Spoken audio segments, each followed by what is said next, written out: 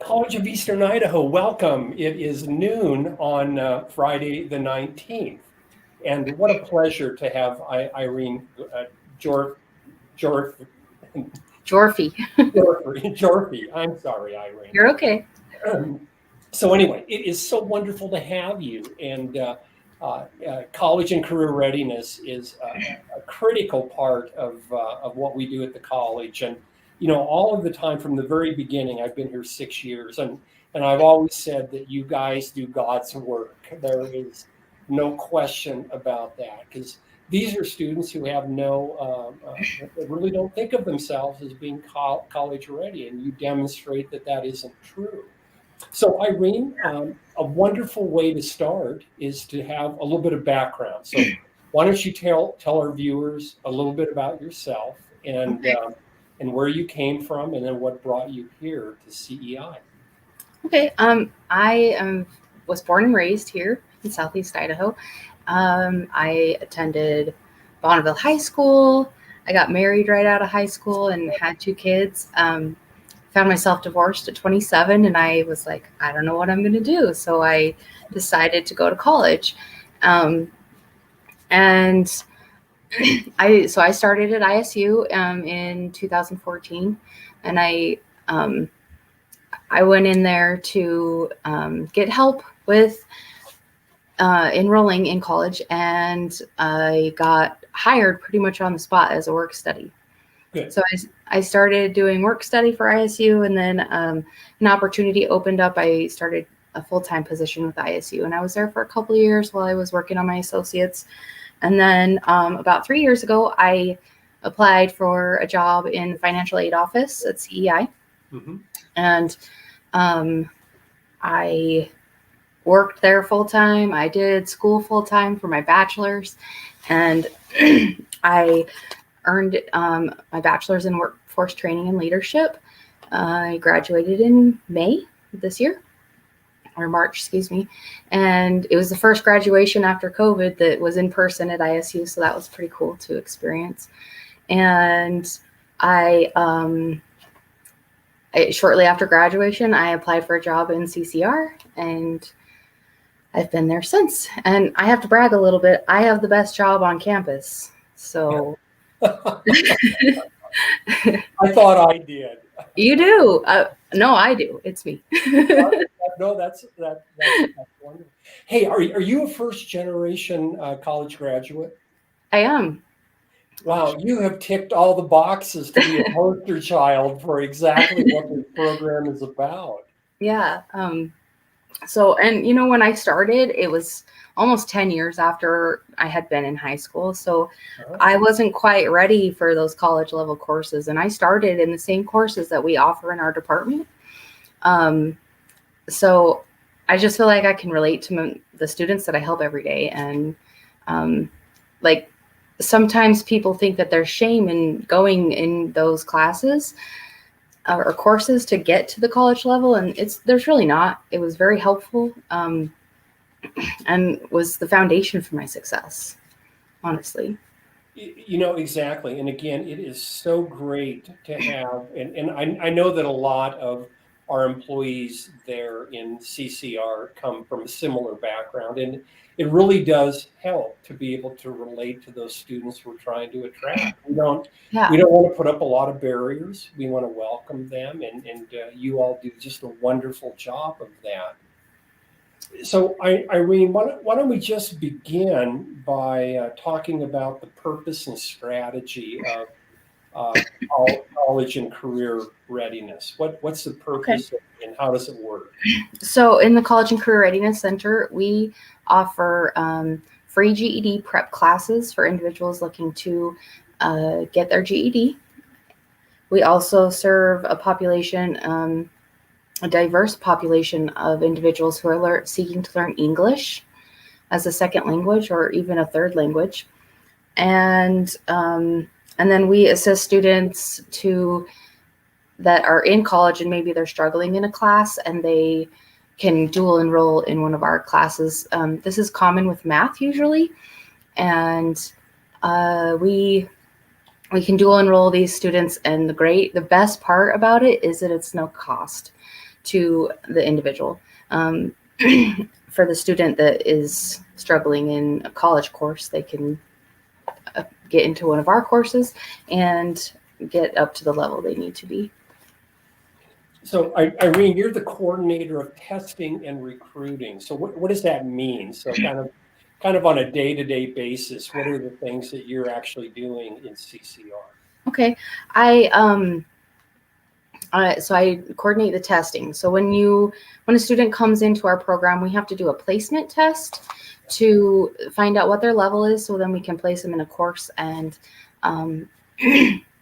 serve them as best we can. So we have several sessions throughout the week to do placement tests, and we are grant funded. So after students earn about 70 hours of instruction time, we test them again to see if they have gone up a level, and that's part of how we keep our grant.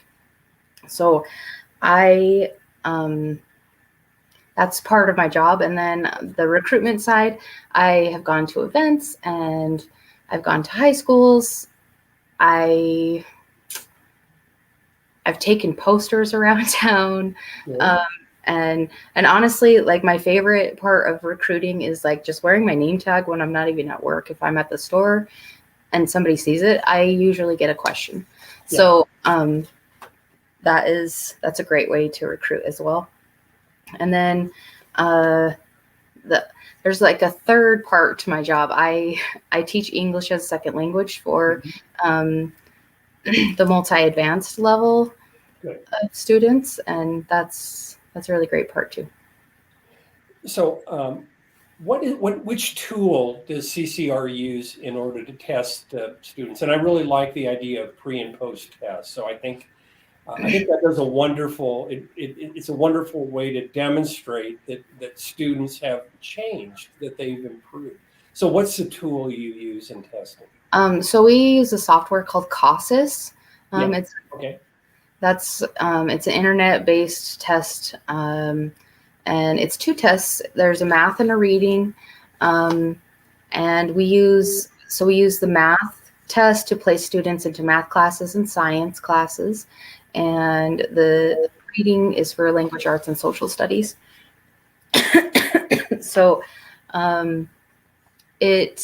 once they take a test, we print out a score sheet, and it tells them all of the areas that they were tested in and how well they did. And then there is a level 1 to 6. 6 is the highest, and when they're at a 6, that's when we say they're at 12th grade level and they're ready to take their actual GED test. Good. So GED is a really interesting topic. So why don't you go through what a GED is, how it works, how students use it, and let's just start there. So what is it, how does it work, and what does it give a student? Okay, so GED is a high school equivalency. They have the exact same value. Nowadays, people who earn their GED their GED diploma, are known for their self-discipline and their persistence and determination. They can use their GED to apply for jobs, put it on their resume, and apply and attend college. Would you say that there's a difference for a student post high school? I assume it's better to have a high school diploma, but maybe not. Is it a lesser designation, the same designation? Does it maybe carry a more weight? I'm not sure how you might think of a GED versus the actual diploma itself. So the diploma, I think that, it just states that they sat in a classroom and they successfully met the requirements. And a GED is the same thing. It's a little bit shorter amount of time. And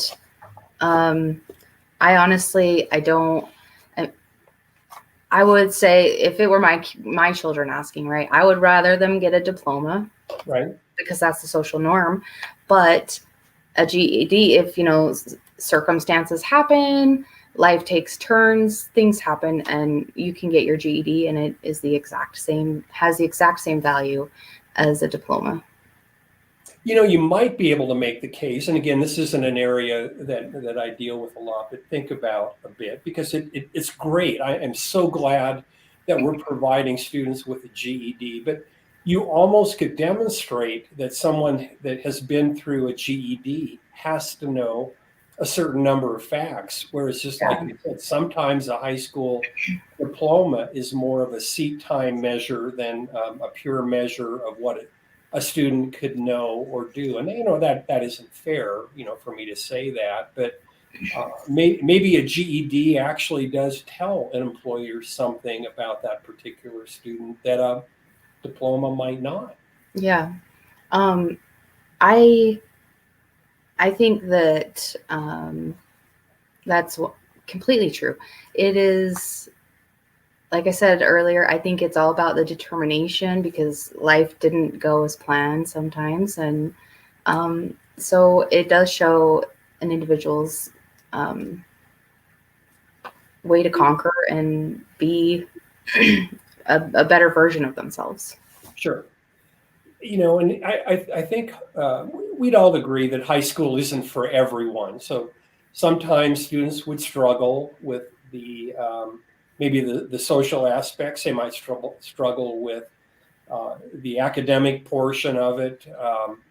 There's a lot of things that would prevent a student from finishing high school. And it really sounds like a GED is a nice interim step that would permit them to move forward. And yeah, I don't know if you know for sure, but I assume we at CEI will take a GED in as an equivalent to a high school diploma.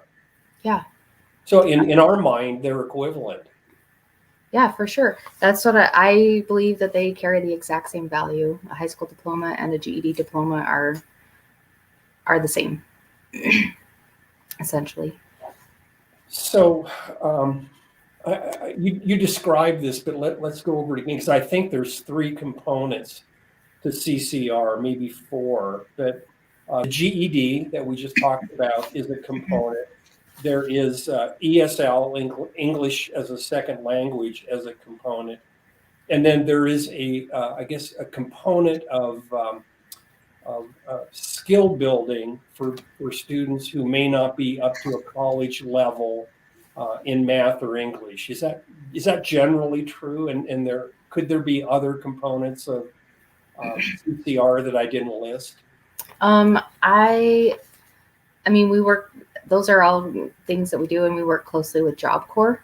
Yeah, that's that's definitely a part of our department. Excuse me. Well, we had Fernando from Job Corps on, and it was really exciting to hear about that. I thought I knew quite a bit about Job Corps, and I didn't. It's quite deep, and a lot of there's a lot more to it than that. So maybe describe the relationship between about what you're doing in college and career readiness and what happens in Job Corps. How are they the same, and how are they different? Okay, so Job Corps helps students with financial barriers. Most of the students that we help, they can go into Job Corps and get any assistance with their financial barriers. And but our program is free. So, I mean, as long as the student is attending and does all those things. So we're kind of separate that way. So I always encourage students that when they finish their GED, then they should apply for Job Corps to continue to do school. And it's prime time for anyone to start going to school. We have so many exciting things at the college going on. Job Corps can help students. We have a laptop lending program. We have a food pantry. Like, we just have so many things to offer students that I didn't even have when I was attending. So it's really exciting, and I just money should not be a hurdle for a student to not go to school. So it's great that we have them to help our students if they need it. We talk about that all the time, and I'm really glad that you brought that up. So money shouldn't be a barrier for a lot of students. They may think it is, but it shouldn't. Yeah. And this is a great way to get started. And it's got to build a lot of confidence in a student, right? Right. It's very helpful. We do an orientation to introduce students to our program. And, I have had some students that I don't have a babysitter for my kids or different things like that. And that's another great thing. We have a daycare grant for our students, and they can apply for that. And so that's been, I know that has helped a few students in our department. I've got a feeling there's more demand for childcare than we've got grant to fulfill on. Would that be fair?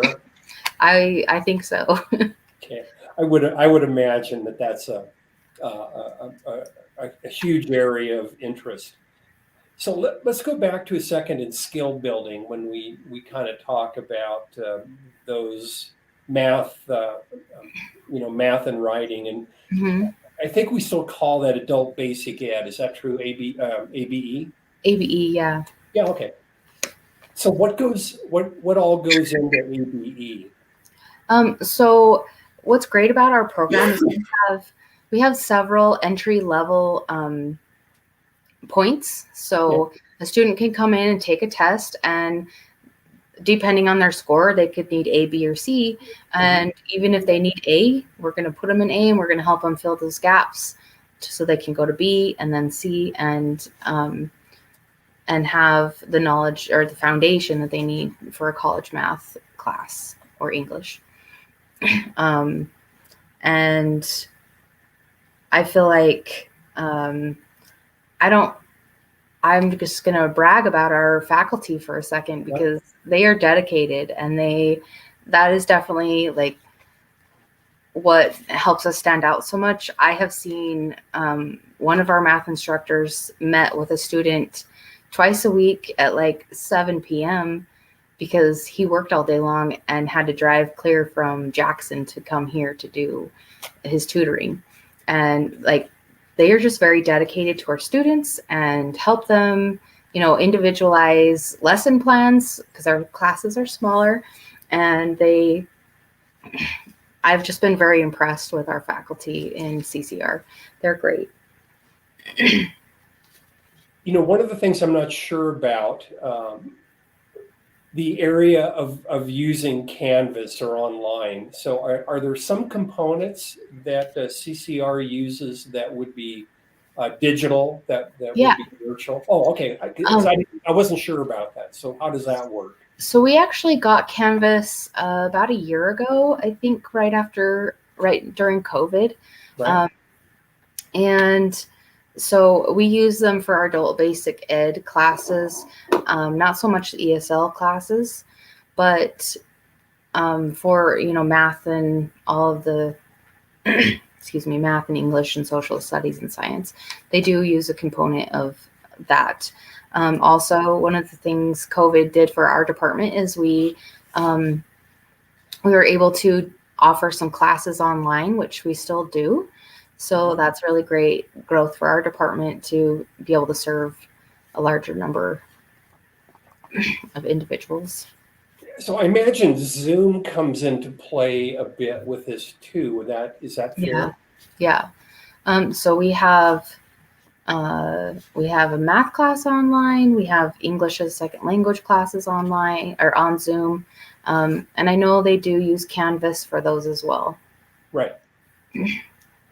So let's move then to the third component. So ABE, GED, and then in ESL. And ESL I've never quite understood it, because you don't, as I understand how ESL works, you don't have to speak the native language of a student No. who is enrolled in it, and you're an instructor in it. So how does this work? How do you do this? That's great. So I have it easy because I'm teaching a multi-advanced class. So my students, most of them can hold a conversation and they understand like what I'm saying.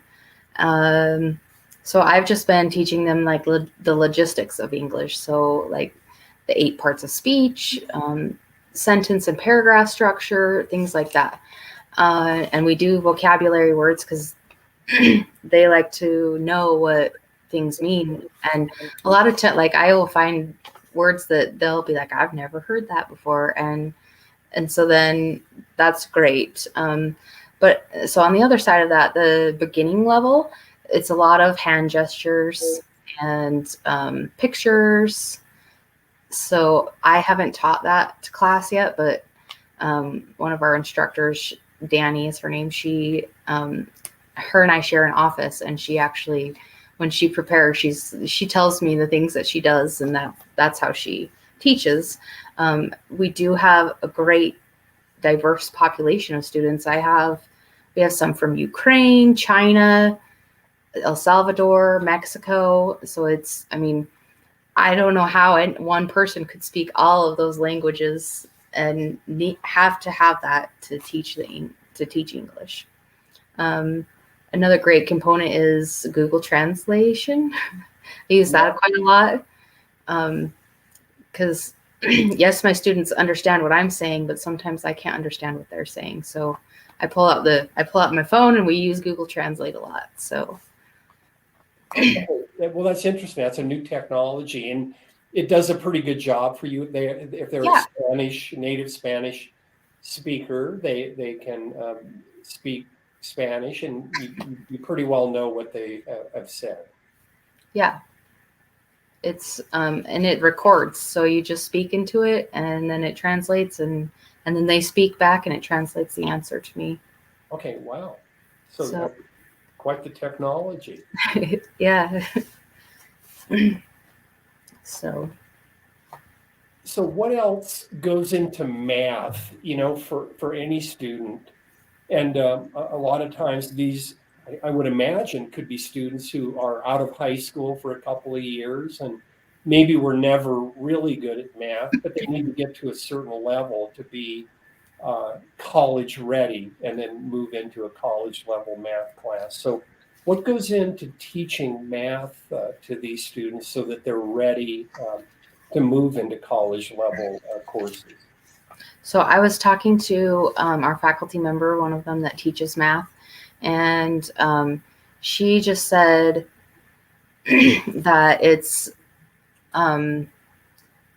so she's the one that pointed out the multi-level entry points, and being able to fill those gaps and to individualize lesson plans sometimes. And she also said, sometimes people in her classes they don't want to be there.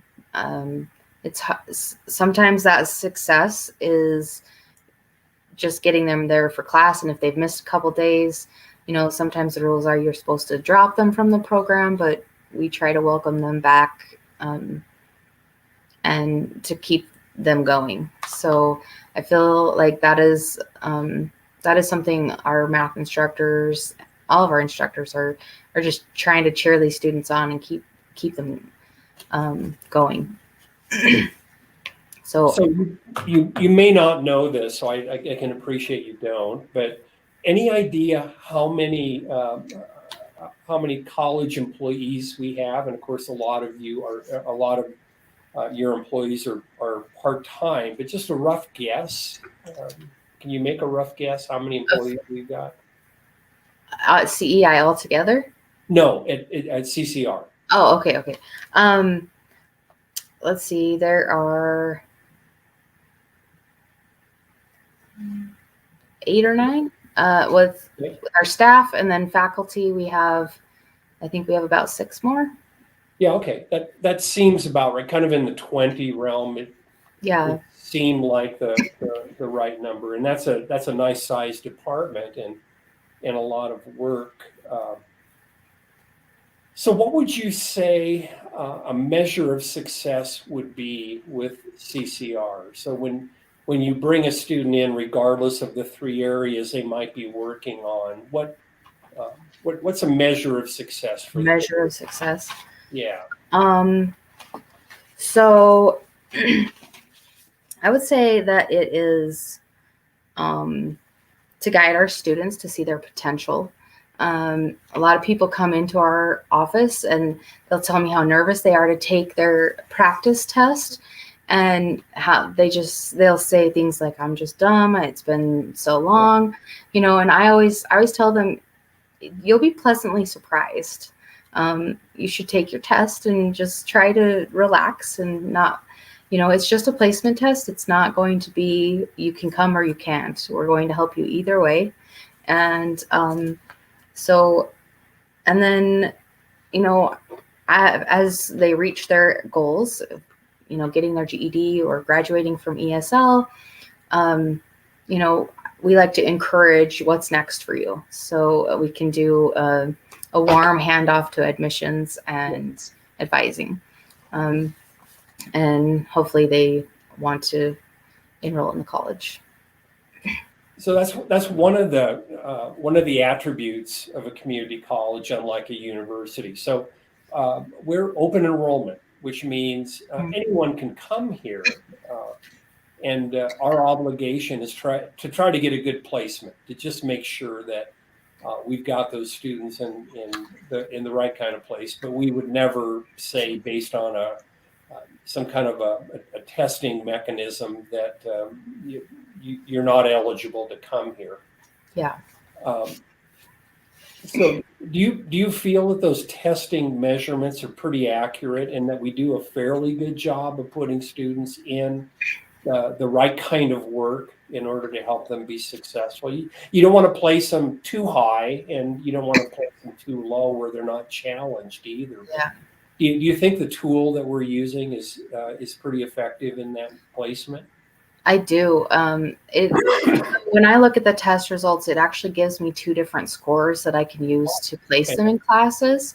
It's kind of a complicated thing, but we use two different scores to place them into classes and to get them into the right spot. And then, if we have someone that goes to their instructor and says, "I'm really not following in class. I don't think this class is for me," we will place them into a different level. And so maybe the scores aren't perfect all the time, but because the information that's put on a test is like this much, but they have this much to choose from when they're only testing you on this much. So, but I feel like it does a great job, and we don't have that happen very often. But when it does, we find a fast resolution. Okay, so it's not unheard of, especially for a faculty member. If you've taught this for quite a while, if a student is above or below the level of the class, and then you can work with them to get a good placement where their time is well spent.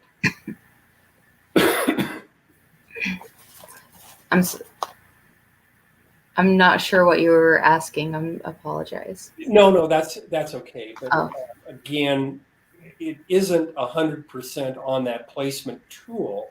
But a good faculty will know if a student is misplaced, and will work with them to get them into an area that they would benefit from. Right. I do agree. So let's go back to recruiting.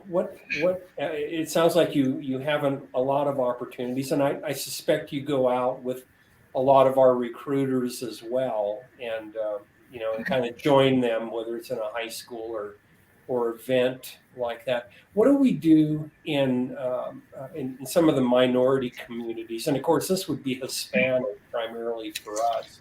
Are there things that we do particularly for Hispanic students by way of recruiting? Yeah, so we actually have a grant. It's an ICLCE grant is what it's called.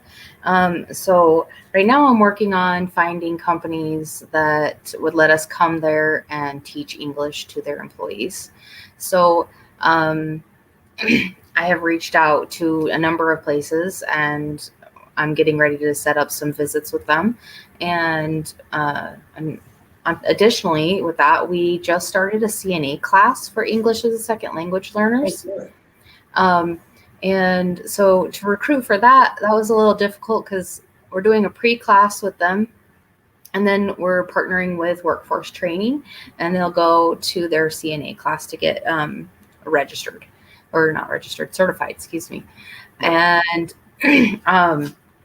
so recruitment for that, we talk to students that are already enrolled in our program to see if they were interested. But part of the grant is that they have to be English language learners in order for us to enroll them in the class. And so we made posters, and I visited hospitals, and I went to, you said the minority here is Hispanic. I went to, all the little restaurants that are around town, and to advertise it and just leave a little post-it thing on their bulletin board. And so that was great success. We did have enrollment for that class, and it is going on right now. And then starting in January, they'll actually start their certification with workforce training. So. CNA is such a great start, and we all know how important those health certifications are.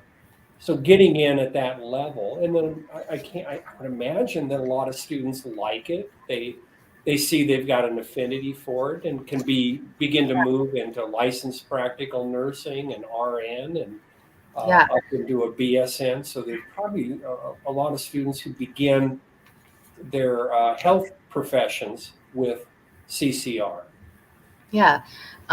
So we kind of decided, instead of calling it a CNA class, we decided we would call it Healthcare Pathways. Good. Because it is like the very first level, this very first thing you need to do if you want to go into the medical field.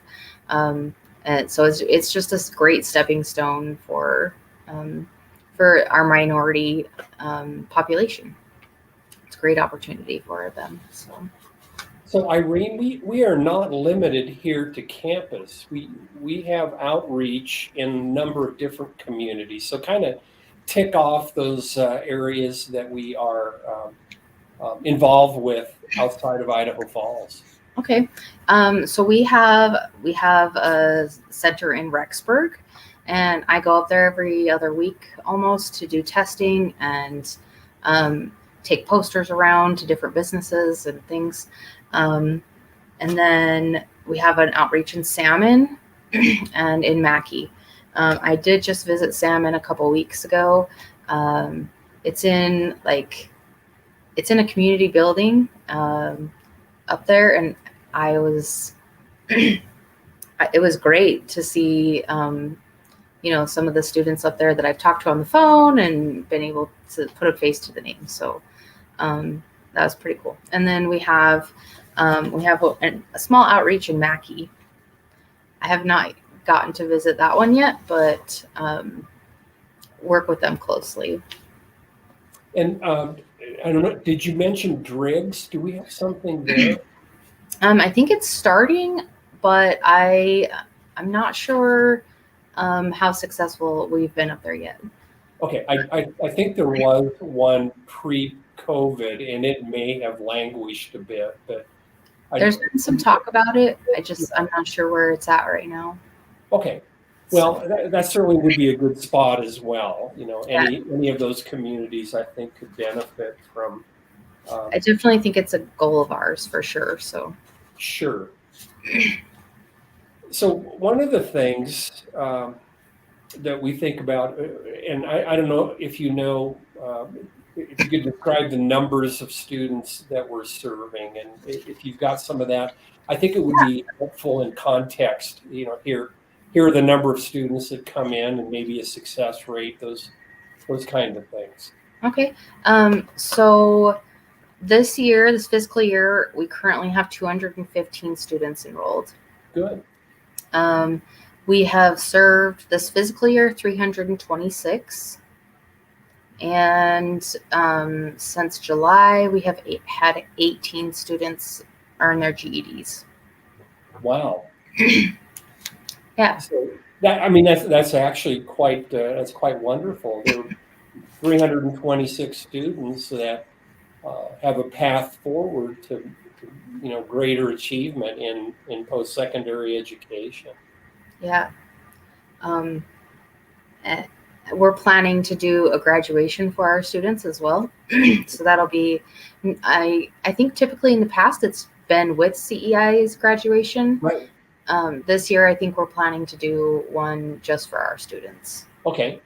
So, well, we're always glad to have GED students join us in our graduation. So if that is valuable, we would love to have them. That kind of recognition is always great, and certainly there's a lot of support from family and friends for those graduations. It's just a great start. For sure.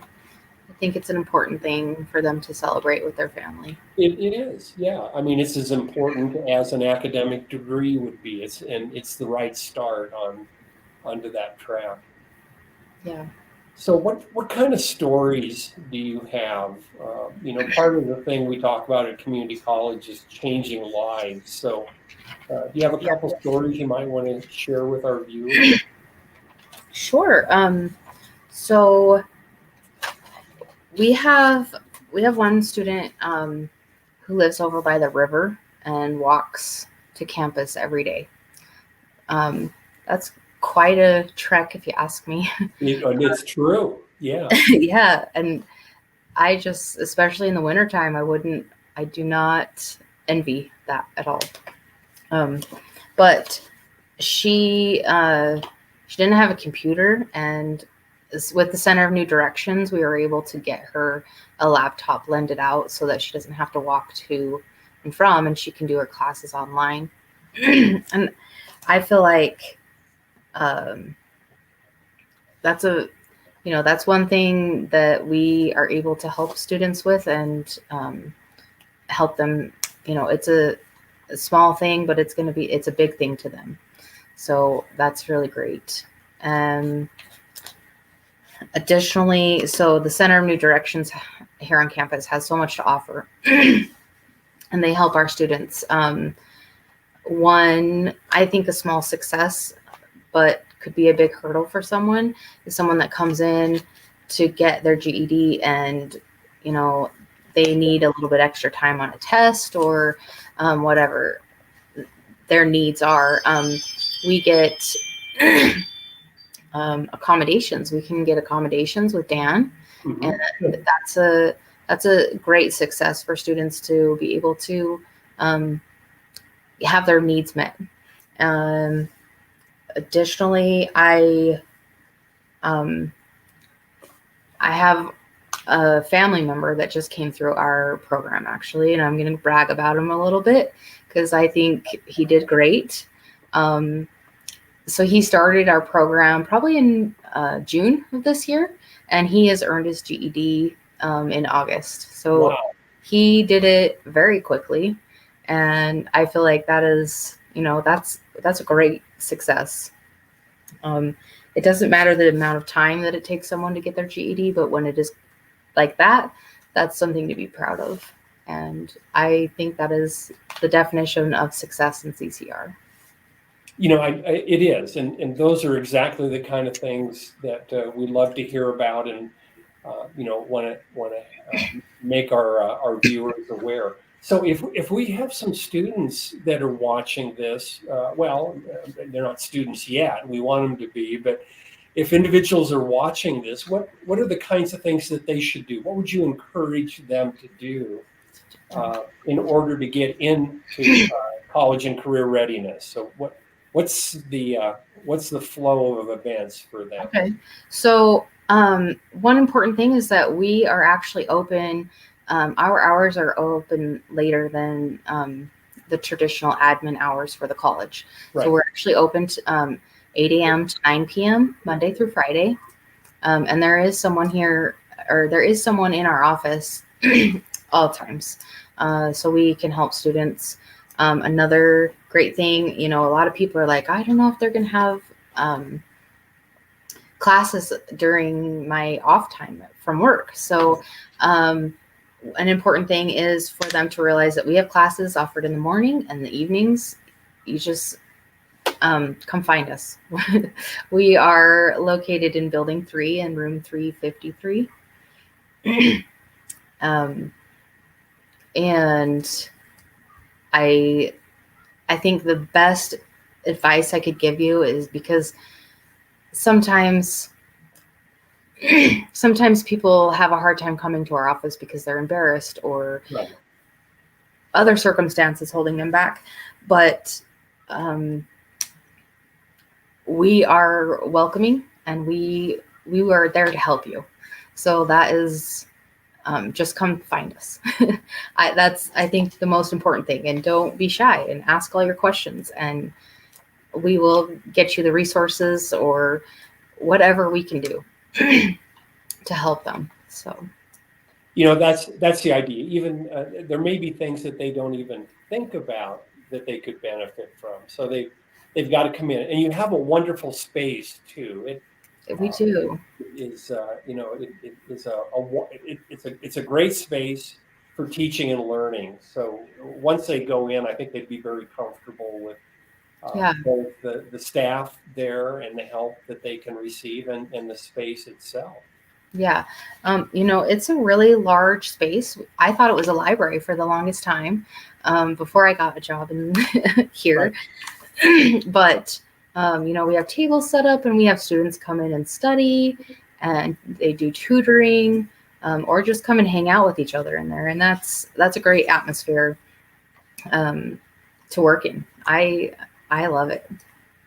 Well, that's one of the issues with this college, is we don't have a lot of that nice common space. And this was before my time too, but I'm pretty sure that was a library originally at one time. So that's why it looks like that. But the high ceilings and good light, all of those things make it a good place for students to be. Yeah, for sure.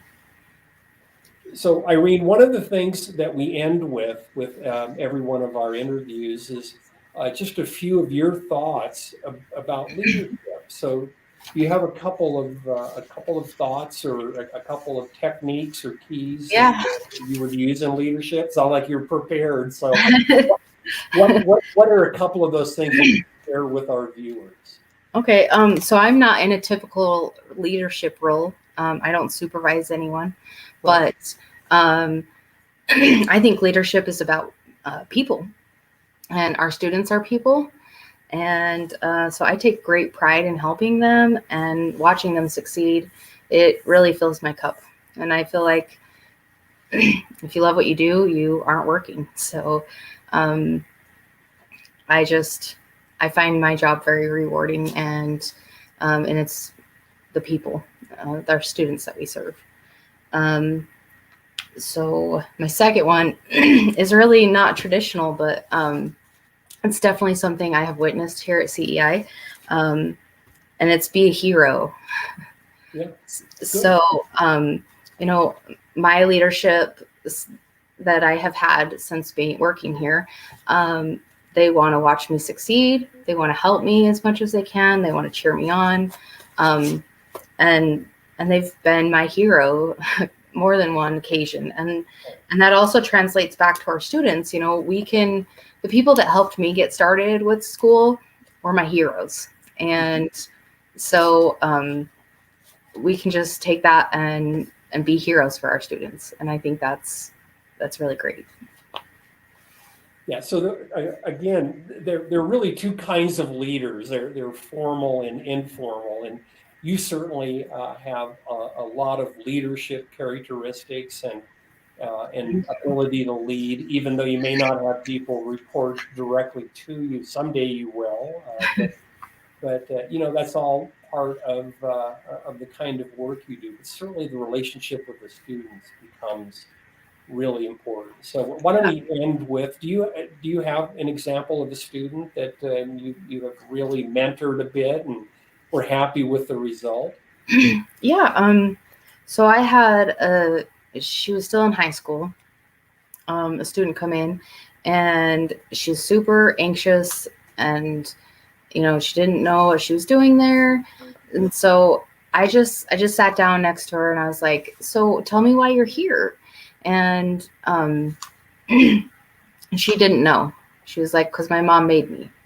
And so I told her, I was like, you got to find your why. You got to find, why do you want to be here?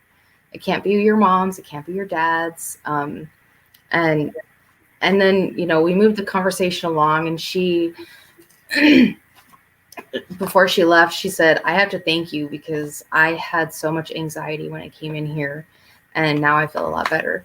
So, I gave her my card, and I told her that I was excited to see her come back. And she pops in every once in a while, and it's really great to just see her successes. She comes and tells me when she gets a good grade on her test or whatever. And this is kind of funny, but I have a fridge in my office, and whenever somebody gets a good grade, I'm always like, let's put it on the fridge.